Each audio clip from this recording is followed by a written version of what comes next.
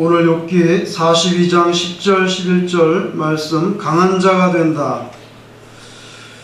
고통을 두고 하는 말이지요. 고통. 사람이 고통을 받으면 약한 사람이 될 수도 있고 또 강한 사람이 될 수도 있는데, 오늘 본문의 욥이라는 이 신앙인, 우리의 신앙의 선배의 모습을 보면서 우리도 환난과 역경이 다가올 때 약해지는 것이 아니라 오히려 강한 자가 된다 하는 뜻으로 이 제목을 붙였습니다. 욥기의 내용은 간단합니다. 사실은 욥이 신앙생활을 잘 해서 복을 받는 것인가,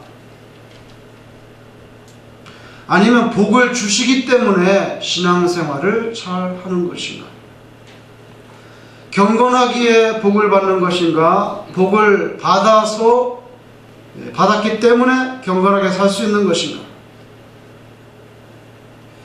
하나님께서는 욥이 참으로 훌륭한 신자이기 때문에 복을 주신 것으로 말씀하는데, 사탄은 항상 거꾸로 말합니다. 그럴 리가 있겠습니까?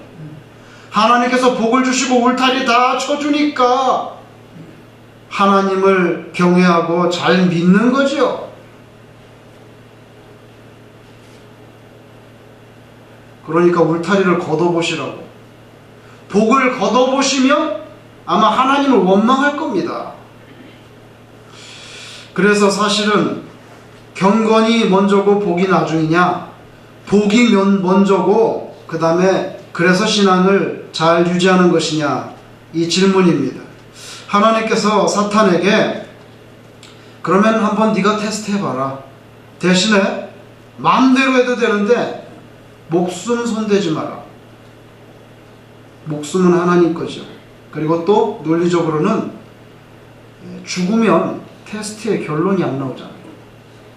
아니, 죽으면 이 사람이 복이 없어져도 경건한지, 계속 자기가 너무 고통스러운 환경에 들어가도 계속 예수를 잘 믿는지 확인이 안 되잖아요, 죽어버리면. 그러니까 죽이는 건 하지 마라. 그래서 욥은 우리에게 꼭 우리가 어떤 물질적인 거나 명예적으로나 어떤 구체적인 복을 받았기 때문에 하나님을 잘 섬기는 것이 아니라, 그것과 관계없이 하나님께서 나에게 구체적인 어떤 그런 삶의 복을 주시지 않더라도 나는 하나님을 배반하지 않고 예수의 십자가를 던지지 않고 끝까지 붙잡을 수 있는가, 그 질문에 우리에게 큰 교훈을 주는 그런 말씀입니다. 욥은 현실적인 복이 다 울타리를 걷어버렸을 때도 끝까지 하나님을 떠나지 않았습니다.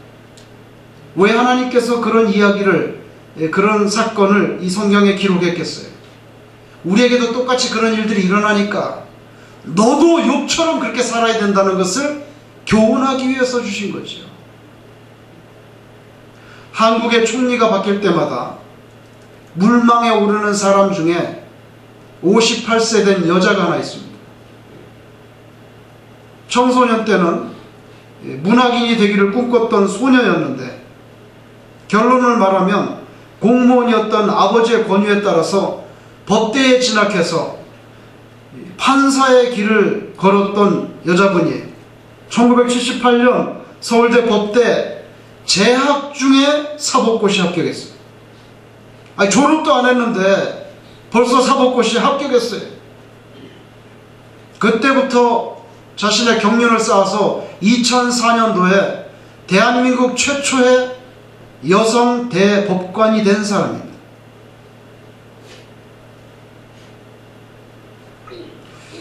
법관이 돼서 일할 때에도 자기가 가고 싶었는데 가지 않았던 길에 대한 미련이 남아있어요. 이렇게 말합니다. 나는 다른 사람이 되기를 꿈꿨는데. 그래서 직장에서, 즉 법원에서 판결에 필요한 자료를 읽었고, 그리고 퇴근해서 집에 와서는 내 직업과 무관한 문학과 철학 책들을 읽었다. 많은 사람들이 이 사람에게 법관이라는 직업을 별로 좋아하지도 않으면서, 싫어하면서 어떻게 그렇게 출세할 수 있었니? 정말 얄밉다 너. 그렇게 말했다 그래요. 지금은 서강대 법대 교수를 하고 있는 김영란 씨입니다. 제가 말씀드리고 싶은 것은 그가 어떤 강연에서 여러 가지 질문을 받았는데 그 한 가지 질문에 대한 그분의 답변이에요. 58세 된 대한민국의 최초의 여성 대법관을 지녔고 지금 서강대 법대 교수를 하고 있는 이분의 답변, 질문은 뭐였냐면, 우리 주변에서 착한 사람이 억울한 일을 당하는 경우를 자주 볼 수 있는데, 뭐 그럴 수가 있죠, 이 세상에서. 그런데 이런 사람들이 어떻게 자신을 위로할 수 있다고 생각하십니까? 나쁜 사람이 벌 받는 건 괜찮은데 착한 사람인데도 고난을 당하고 억울한 일을 당하고 그런 일을 당할 때 어떻게 그 사람이 스스로를 위로하겠냐는 거예요. 어떻게 생각하냐고. 대법관을 지냈던 이 여자분이 답변을 한번 들어보세요. 운명은 예측할 수 없다. 그런 상황을 자기 스타일로 받아들여야 한다. 사람마다 사는 방식이 다르고 어느 순간이 되면 자기 인생을 받아들여야 된다. 순응하라는 것이 아니다. 삶을 자기 방식대로 받아들여야 된다는 거예요. 이 여자분은 인간에게 다가오는 여러 종류의 운명을 거부할 수는 없다는 거예요. 그럼 어떻게 하느냐? 받아들여야 되는데, 받아들이지 않으면 죽어야 되니까. 받아들여야 되는데 다 어느 정도 연령이 차면 자기 나름대로의 방식으로 받아내고 소화해내야 된다는 거예요. 착한 사람인데 억울한 일 당하거나 예수 잘 믿는데 고난받거나 어떻게 자기를 위로하겠냐는 거예요. 억울하고 하나님께 섭섭한 마음이 먼저 드는데. 물론 이 여자분이 신앙적인 답변을 한 건 아니지만 어느 순간이 되면 자기 인생을 받아들여야 됩니다. 꼭 순응하라는 뜻이 아니라 삶을 자기 방식대로 어떻게든지 받아들여야 된다는 거예요. 나름대로 그 어려운 형편들을 해석하고 그걸 소화해낼 수 있어야 된다는 거예요. 58세 된 여자분이 하는 말이에요. 어떻게 보면 대한민국 최고의 지성이라 할 수 있잖아요. 서울대 대법관이면, 했으면.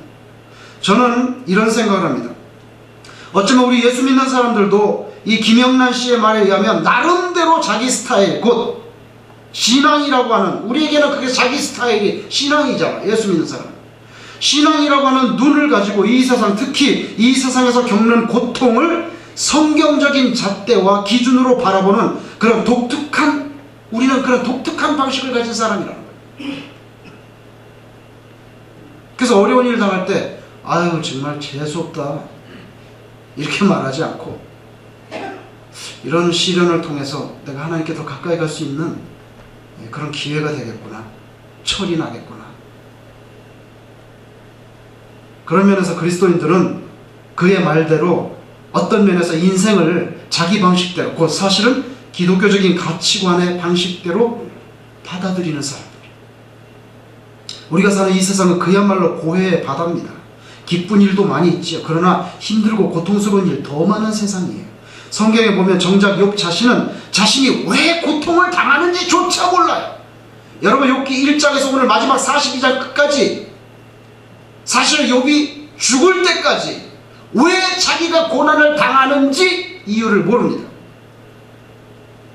근데 아이러니컬하게도 그 욥의 인생을 읽는 우리 제3자는 그가 왜 고난을 당했는지 알 수 있잖아요. 경건이 먼저인지 복이 먼저인지 테스트하기 위해서 실험 대상이 된 거지.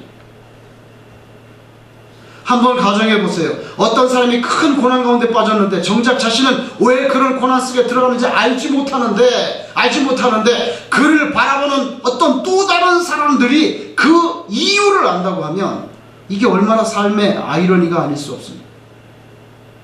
하나님께서는 욥의 인생을 통해서 우리에게 교훈하십니다. 우리도 때로 욥처럼 내 스스로는 나에게 다가오는 그런 역경에 대해서 이해할 수 없고 해석하기 어려운 그런 직면, 그러나 그럴 때에도 베일에 가려있을 뿐이지 하나님께서 돌아가신 것이 아니다.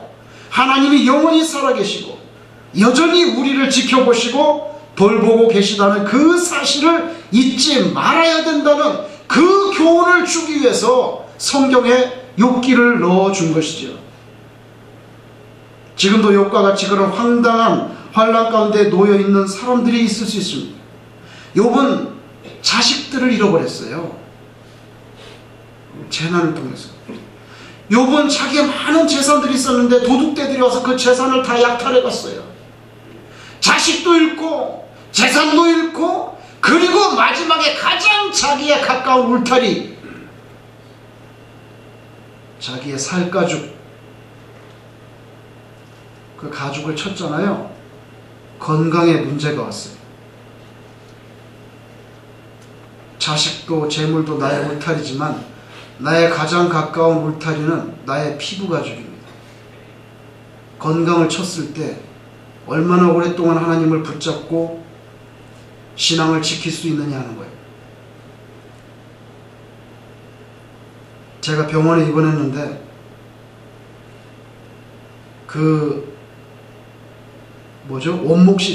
원목실에서 아마 전도사님인 것 같은데 한 분이 찾아왔어요.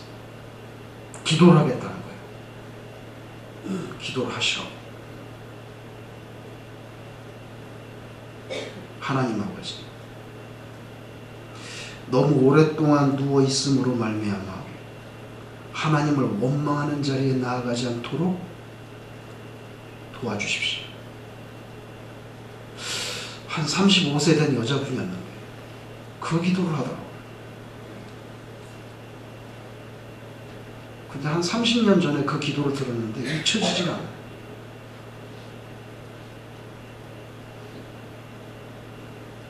고난이 너무 오래되면 누구든지 원망의 자리로 갈 수 있다는 그런 짧은 기도를 했는데 잊혀지지가 않아요. 그래서 제가 병이 오래되면 하나님을 원망할 수도 있겠구나. 이분이 그것을 위해서 기도하는구나. 내 병나 깨달라는 기도는 별로 안 했어요. 여러분, 작년이죠 벌써. 작년 12월 8일에 메릴랜드주에서 워싱턴 DC 거기에서 어떤 민간 항공기 한 대가 떨어졌어요. 주택에 추락했어요. 비행기에 타고 있던 3명이 죽었어요. 그건 뭐 비행기가 떨어졌으니까 죽은 거 이해할 수 있는데, 남의 집, 멀쩡한 집 위에 떨어져 가지고 그 집에 살고 있던, 그 집에 누워있던 3사람도 실종돼 버렸어요. 실종된 게 아니에요. 사실은 비행기가 떨어져 가지고 그 목조 건물인데 1층은 홀랑 다 타버렸어요. 말이 실종이지 불타서 죽었을 거예요. 무슨 그 사람이 그 비행기하고 관계가 있습니까 도대체? 그게 작년 12월 8일이었어요. 근데 그 하루 전에 12월 7일, 이건 플로리다인데, 플로리다에서 어떤 분이 캐딜락을 운전하면서 이제 막 갑니다. 2차선인데 막 가는데 갑자기 곰이 나타났어요. 곰이 나타나가지고 자기가 운전하던 캐딜락하고 충돌한 거예요. 여러분, 사슴하고 충돌해도 사슴이 크면요, 이 차 앞에 본넷 있는 데까지 다 나가버려요. 그 정도로 사슴이 강해요. 하물며 곰하고 충돌했으니 어떻게 됐겠어요? 난리가 났죠, 그 차가.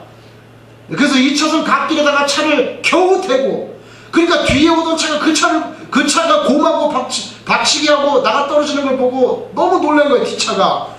그 사람이 죽었나 해서 자기도 차를 갓길에 대고 그 사람을 도와주려고 차에서 문을 열고 3사람이 내렸어요.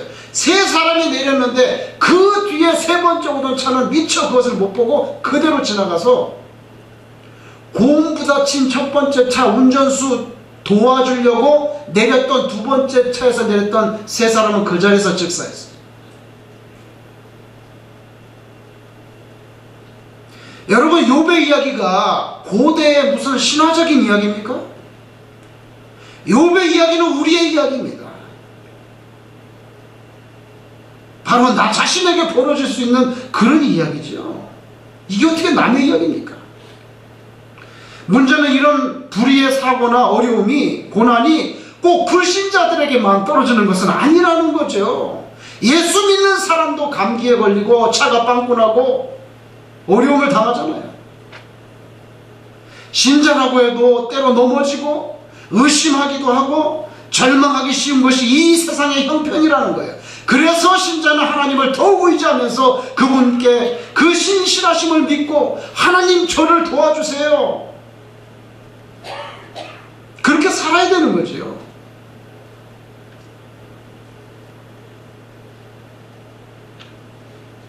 강한 자가 살아남습니다. 아닙니다. 끝까지 살아남는 자가 강한 자입니다.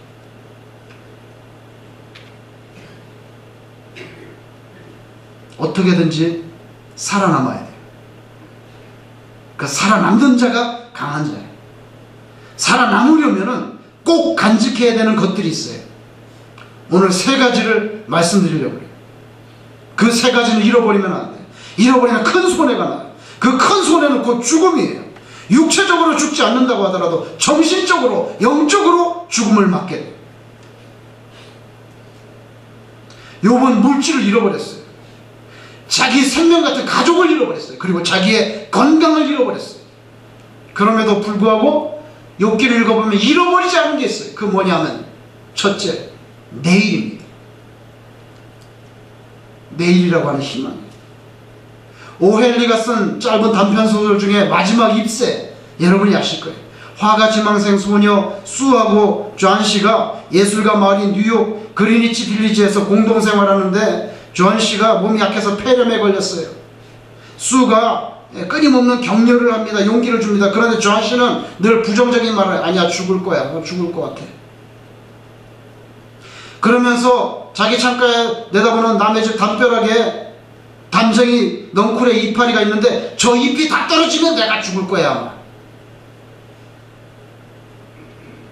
그 이야기를 수가 이웃집 이 베이먼 할아버지한테 했더니 이 베이먼 할아버님이, 영감님이 담벼락에다가 잎새를 그렸잖아요. 그날 밤 폭풍우가 엄청나게 무섭게 몰아쳤는데 존 씨가 그 다음날 보니까 담쟁이 넝쿨이 다 떨어져 없어질 줄 알았는데 안 떨어지고 하나가 끝까지 붙어있단 말이에요. 그래서 삶에 대한 의지를 갖게 된다는 그 이야기. 욥기 14장 7절에 나무는 소망이 있나니 찍힐지라도 다시 움이 나서 연한 가지가 끊이지 아니하며.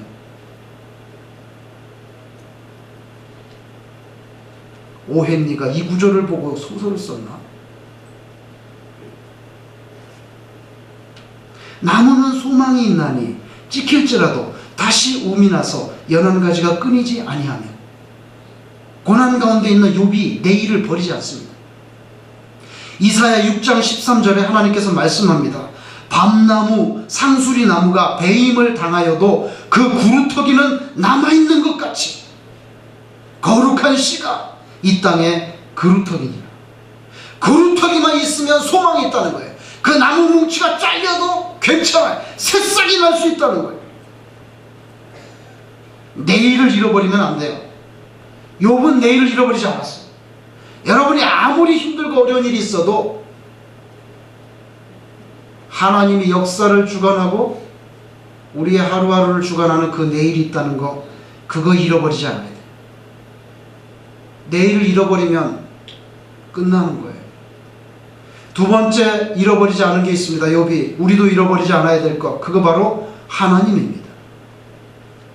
제가 좀 심각한 예를 들겠습니다. 극단적인 예를 들겠습니다. 나치의 만행이라고 하는 것은 상상을 초월합니다. 일본 사람도 마찬가지입니다. 살아있는 상태에서 배를 갈라서 내장을 꺼내고 뭐 온갖 짓을 다 했어요. 나치의 만행을 조사해서 기록해 보관하는 비젠탈 센터라는 곳이 있는데 거기에 어떤 할머니가 보낸 편지 한 통이 있는데 그 편지 한 통이 잡지에 소개된 적이 있어요. 그 편지의 내용이 뭐냐면 이 할머니가 그 젊었을 때 아우슈비츠 거기 수용소에 들어있을 때 이야기입니다. 어떤 젊은 부인이 그 수용소에서 아기를 낳았는데 그 아기가 태어난 지 얼마 안 됐어요. 근데 그 아기를 안고 있었는데 독일 군인들이 그 아기를 뺏어서 축구공처럼 찼다는 거예요. 그러니까 그 뭐 몇 번 차니까 금방 죽죠, 아이가. 아이는 당장 피투성이가 돼서 죽어버렸다. 그 어미에게 그걸 보게 했다. 그리고는 그 군화에 묻은 피를 그 어미의 블라우스를 찢어서 닦으라고 말했다.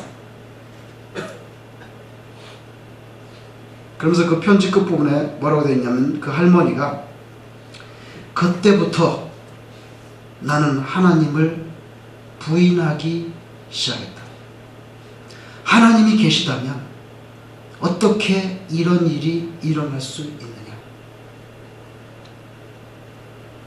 이슬람 수니파 테러 집단 IS가 인질로 잡고 있던 일본인 중 한 명을 먼저 죽이고 나머지 한 명을 가지고 요르단이 잡고 있는 여성 테러리스트와 맞교환을 흥정했었죠.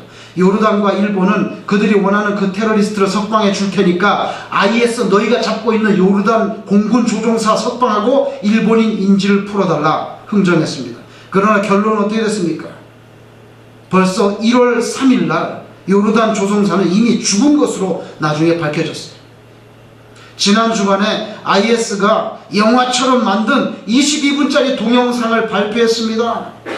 조던 파일럿 burned alive.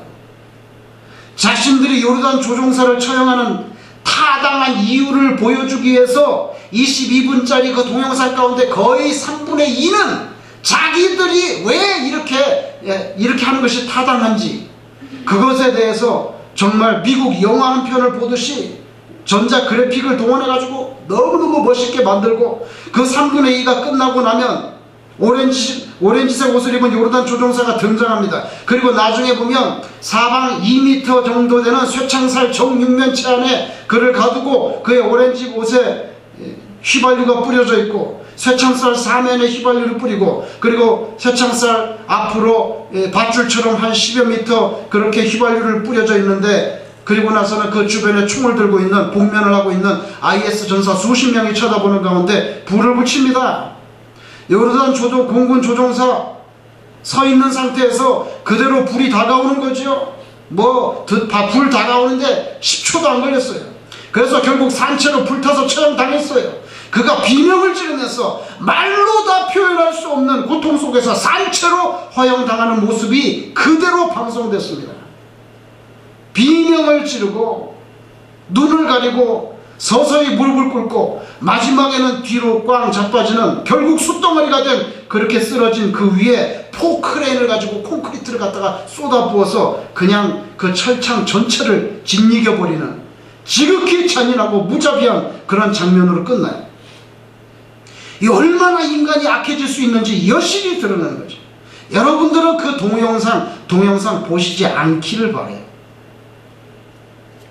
저는 목사기 때문에 일부러 봤어요. 특히 심신허약자들은 보지 마세요. 그냥 이게 문의 처리가 되지 않고 그대로 다 나옵니다. 살아있는 사람이 불이 붙어서 죽는 장면을 그냥 고스란히 다 나와요. 그걸 보고 나서 하루 종일 힘들었어요. 하루 종일. 무슨 말씀 드리냐면 그걸 보고 나서 이런 생각을 합니다. 이슬람권에 대해 과연 우리가 말하는 예수님을 전할 필요가 있느냐 이거. 이런 회의가 들어요. 솔직히 이런 사람들한테 이거 예수를 전해야 되냐고. 마치 요나가 니느웨 우리 원수들한테 가서 회개를 외쳐야 돼? 근데 하나님은 그렇게 하라고 그러잖아. 그게 우리의 어려운 일이죠. 그리고 나서 다시 생각해 봤어요. 며칠 있다가. 그런데 이런 잔인한 모습을 보며 부인할 수 없는 사실, 그 팩트가 뭐냐? 부당한 것은 인간이라는 거예요. 악하고 부당한 것은 하나님이 아니라 인간이지요. 근데 그 악한 인간을 두고 왜 하나님을 원망하냔 말이에요. 악한 것은 우리 자신인데 왜 하나님을 부당하다 하느냐 말이에요. 독일군 군화에 묻은 피를 그 어머니의 옷을 찢어서 닦도록 했을 때 그것을 지켜본 이 할머니가 왜 하나님을 그때부터 믿을 수 없다고 하나님을 부인하기 시작하냔 말이에요. 악한 것은 독일군이고 악한 것은 IS 전사인데 왜 악한 인간을 두고 하나님을 믿지 않냔 말이에요. 왜 책임을 하나님께 돌리냔 말이에요. 왜 하나님께 대한 불신과 원망으로 종결하려고 그러냐. 그리고 또 있어요. 주님은 그런 우리의 악한 죄성을 이미 다 알고 계시면서도 유대와 사마리아와 땅끝까지 이르러 주의 복음을 전하려 하잖아요. 어쩌면 종례적으로 그 땅끝은 결국 역사적 사회적인 관점에서 볼 때 이슬람권이 아니겠어요? 받은 상처와 충격으로 치면 욕도 만만치 않아요. 자녀를 하나도 빠뜨리지 않고 다 잃어버렸어요. 10명을 잃어버렸어요. 아내가 떠나갔어요. 자기도 몸마저 병들었어요. 그리고 위로한다고 찾아온 친구도 아닌 이런 친구 같은 그런 사람들이 욥의 상처에 소금을 뿌렸어요. 네가 죄가 많으니까 그 꼴이 됐지 죄 없이 망하는 사람이 어딨냐? 잘 생각해봐. 안 그래도 괴로운데 그 상처에다가 아주 소금을 칩니다. 우리는 유대인 할머니의 모습이 아니라 욥의 모습을 따라야 돼요. 그런 상처에 소금까지 치는 사람들 앞에서도 하나님을 잃어버리지 않는단 말이죠. 이것은 우리가 영적으로 죽느냐 사느냐 하는 문제입니다. 우리가 따라야 할 본보기는 욥입니다. 예수님입니다. 예수님 또한 만만치 않은 상처, 고통을 당했어요. 얼마나 힘들면 나의 하나님 나의 하나님 어찌하여 나를 버리시나이까. 예수님은 빈말이 아니라 아버지가 자기를 버렸다고 생각했어요. 거짓말 아니에요. 진실이었어요. 병 고치고 떡 얻어먹으려고 쫓아다녔던 그 무리들이 예수님 버렸잖아요. 3년 동안 한솥밥을 먹었던 제자들이 예수님을 버렸잖아요. 그런데 그래도 제일 견디기 힘든 거는 왜 아버지까지 버리시냐고.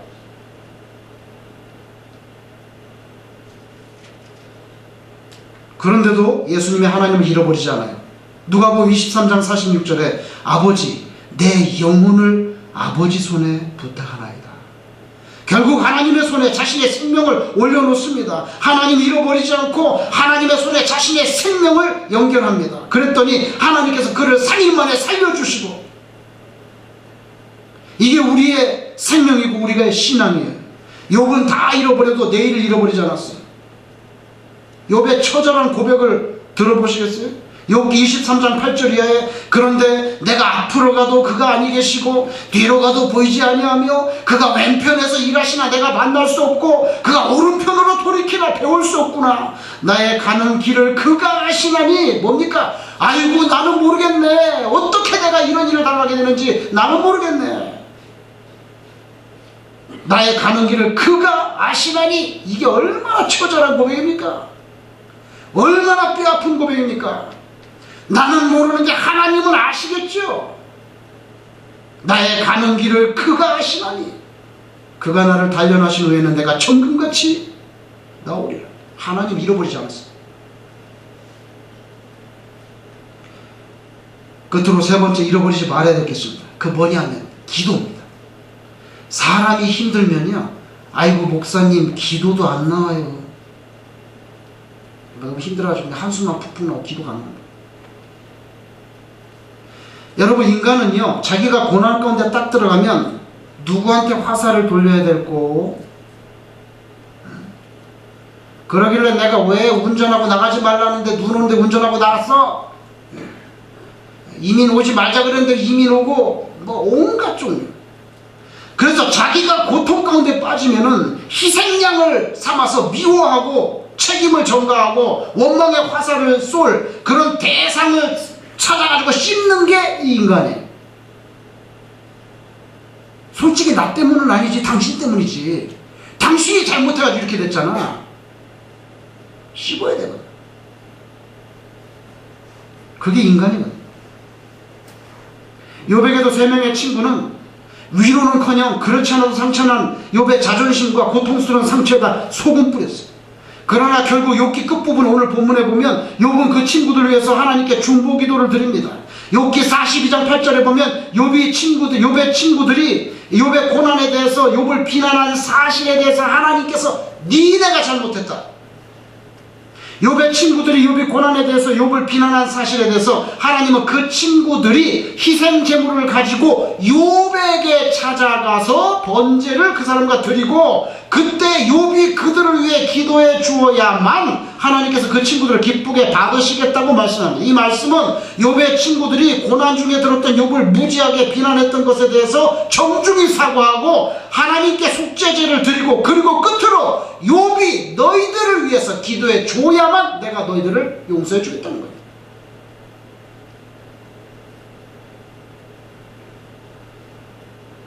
욥의 친구들은 하나님의 말씀대로 순종해서 그대로 했어요. 욥도 42장 10절에 보면 기도를 드렸다고 했습니다. 이 무슨 기도인 줄 아세요? 하나님, 이 사람들 잘 몰라서 그랬는데 하나님이 용서해 주세요. 그 기도입니다. 그 앞부분에 보면 분명히 그 기도예요. 사실은 욥도 그 친구들을 마음속으로부터 용서하고 불쌍히 여기는 그런 자세로 돌아왔던 거예요. 기도 중에 정말 멋진 기도는 나 자신을 아프게 하고 힘들게 하는 그 사람들을 위한 중보 기도입니다.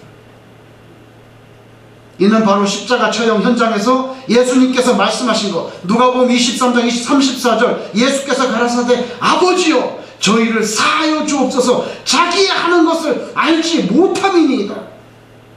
훗날 스데반도 순교하면서 자기에게 돌을 던진 사람들을 가리켜서 무릎을 꿇고 사도행전 7장 60절에 무릎을 꿇고 크게 불러 이르되 주여 이 죄를 저들에게 돌리지 마옵소서. 결론적으로 욥이 그 친구들을 위한 중보 기도를 하고 난 후에 모든 것이 해피엔딩이 됐어요. 욥이 그 벗들을 위하여 빌매 여호와께서 욥의 곤경을 돌이키시고 욥에게 그전 소유보다 갑절이나 주신지라. 오늘 본문 11절에 보면 드디어 친척들과 그리고 지인들이 찾아와서 위로하고 그리고 금고리까지 선물로 줍니다. 상처가 변하여 영광이 되는 순간이에요. 그때까지는 무단히 참았어요. 끝까지 참았어요. 이 세상에서 가장 상처를 많이 받은 분은 예수님입니다. 왜? 예수님은 신인데 인간이 됐잖아요. 신이 인간이 된다는 것 자체가 모욕이에요. 카프카의 변신에 나오는 그레고르 잠자가 어느 날 갑자기 자고 일어나 보니까 갑각류가 됐어. 일어나 보니까 막 그냥 그 발이 왔다 갔다 하는데 곤충 발이 왔다 갔다. 인간이 갑각류가 된 거예요. 곤충이 된 거예요. 한번 읽어보세요. 재밌어요. 가족들이 다 도망쳐요. 이제 보험 외판원하면서 자기 동생도 서포트하고 가족을 먹여 살렸는데 어느 날 갑자기 갑각류가 되니까 가족들이 다 도망가요. 신문지 깔고 먹던 생선뼈를 갖다 줍니다. 아니 나한테 어떻게 이럴 수가 있지? 나오면 와 겁내서 도망가니까 침대 밑에 들어가서 삽니다. 너무 답답해가지고 어느 날 나오려고 그러는데 자기 아버지가 바구니에 있던 사과가 있었는데 사과를 들어서 던졌잖아요. 던져서 사과가 그레고르 잠자 그 갑각류 등판에 박혔어요. 그 사과가 썩기 시작해서 죽습니다. 마지막 죽는 장면에 교회 종소리가 울려 퍼집니다. 저는 목사라 그런지 꼭 예수님을 보는 것 같아요. 예수님이 왜 죽었어요? 우리가 선악과 따먹은 그 아담의 죄 때문에 예수님 대신 죽잖아요. 선악과를 서양 문화권에서는 애플로 표현하거든요. 교과지로 나갔는데 예수님이 제일 큰 고통을 받으신 분이에요.